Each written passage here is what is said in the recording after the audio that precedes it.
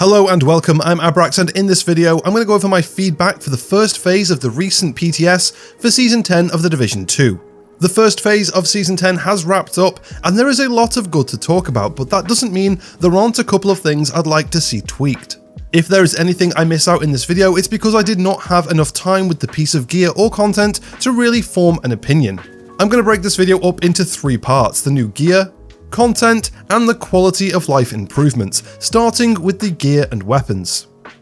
The new brand coming with Season 10, Arquebus, is a great addition, especially with the 2-piece bonus giving us an extra skill tier. Having non-core attribute ways to sneak extra skill tiers into a build really buffs hybrid builds and adds a little diversity to how you can play. It also makes a few skills that aren't really worth using at skill tier 0 a little more viable in day-to-day gameplay. I would like to see a change to the 3-piece, however. I can see what the brand set was going for with skill haste, skill tier, then ammo capacity.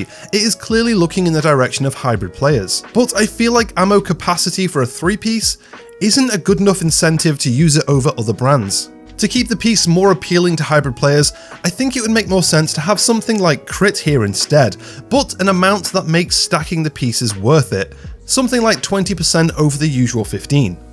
Or it could just go all the way into skill builds and add something like skill efficiency here just for good measure, but I do like the idea of a brand focused more towards hybrid play. The named Arquebus holster is great. This gives 20% weapon damage as a bonus attribute, freeing up the core attribute for armor or a skill tier. For those of you who are thinking like me, no, you can't roll more weapon damage onto the core attribute. It's just fixed so you are only able to roll armor or skill tier. As fun as it would be to have 35% weapon damage on a single piece, I do understand and agree with this. Max damage is something that needs to be handled carefully, otherwise you can quite easily make difficult content trivial. Umbra Initiative is a new gear set on the way with Season 10, and to be honest, when I first read the description, it actually took me a moment to take in, but this is something that they are looking at rewriting to try and make a little clearer. I wasn't actually too sure about the set until I actually started playing with it, then everything just kind of clicked. This is a gear set focused on the original intent of The Division 2. It is a cover-based shooter's gear set. Moving out of cover to do damage, then getting back into cover to repair your armor. Personally, I thought this was a very versatile gear set that might end up being a favourite of solo PvE players. Although I don't think it'll be great in group content or PvP, because the gear set needs you to move at your own pace, not trying to keep up with others. We're also getting 3 new exotics with Season 10, Dr. Home, Bloody Knuckles, and Busy Little Bee. I actually quite liked Dr. Home and I liked the idea of it. The more I used it, the more it kind of grew on me. But I think to make it valuable as an exotic, the percentage of the armor kits does need a little buff. 15% just didn't feel like it was enough to make too much of a difference, so I would like to see this upped to 20 or even 25% just to see how it plays out. Bloody Knuckles, the gloves want you to get up close and personal, and these are pretty interesting and something I was looking forward to trying out. Great in theory, but in practice the Division 2 never really does well with melee builds. Even using them alongside Lady Death and Claws Out for over 1000 melee damage, with the behaviour of the NPCs in the Division 2, if you try to get close enough for a melee, the others will just start making moves to flank you and will burn you down before you've even done enough damage with melee. I'm sure there are players out there that will put these gloves to good use, but they just didn't really click with me. And Busy Little Bee. It's nice to have another exotic for players who don't have a Regulus yet, but I can see this weapon either being the centerpiece of a build, stacking damage before switching to a bigger gun, or not really being used. It's not a bad gun, but considering you can only have one exotic per build, there are just better options.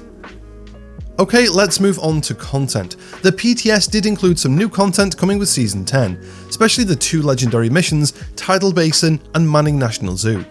There's also new difficulties coming for the popular game mode Countdown. Frustratingly, I didn't have enough time to actually try the legendaries out solo or in a group, but general feedback from other players I've spoken to seems very positive, which is great. I'm a big fan of legendary missions, so more is always a good thing, especially when they're being well received.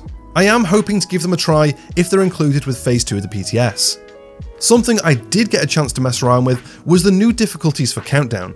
We had normal, hard, and heroic added alongside challenging, which was already in the live game. For groups, hard and heroic felt pretty good. hard slowing things down a little, and heroic adding more of a challenge for those looking for it. Where I do have a gripe is with normal. This was presented with the idea you'd be able to complete this solo, which you can, but damn is it hard. On normal, all of the buffs are active from the start, which gives you a good boost, and to be honest, I did fly through quite a few of the objectives. But there are moments when you could feel that this game mode at its core was built for groups. For example, here I had to stay in a small area being bombarded, stuck in place and staggered constantly with AoEs the size of the area I couldn't leave. And this was doable, but it was annoying. But where things really got nuts was extracting. You still have to take on hunters plus the constant waves of Black Tusk as a solo player, and this is actually pretty tough. Hunters do a huge amount of damage, meaning that they are your priority, and you cannot be out in the open for long. And then you have the Black Tusk, who have pretty clever AI, and they will flank you whenever they get a chance. Hunters keep you in cover and the Black Tusk move around the back to gun you down, or you try and reposition to get away from the Black Tusks, and the Hunters get you. As someone who soloed 2 of the current legendaries, I thought this was pretty brutal. I did manage to get 1 successful extraction, but to be honest, it took me a few attempts. And then this brings me on to the loot. Loot in Countdown scales with difficulty like every activity in game. This means the rolls on loot picked up in normal have potential to be very low.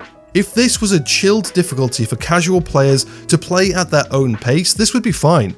But getting through this was hard work, so I was looking through the loot and it just felt like a bit of a slap to the face. Depending on who this difficulty is aimed at, I think tweaks might be needed. If the target player is the hardcore solo player who takes on seriously hard content, the difficulty is spot on, however the quality of the loot needs to be looked at and improved. If the difficulty is for the everyday casual player who just wants to play, chill out, have some fun, earn some loot, and enjoy the game mode, the loot is fine, but then the game mode needs to be play tested for difficulty. I would say mainly extracting needs to be looked at, but it wouldn't hurt to have a pass over a few objective types too. As well as the new gear and weapons and content, Season 10 also brings some quality of life improvements that the community has been asking for.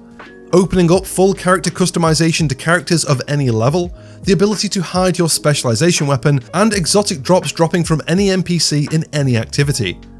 There are definitely some good changes coming, and this is only the first phase of the PTS, so hopefully there are more on the way.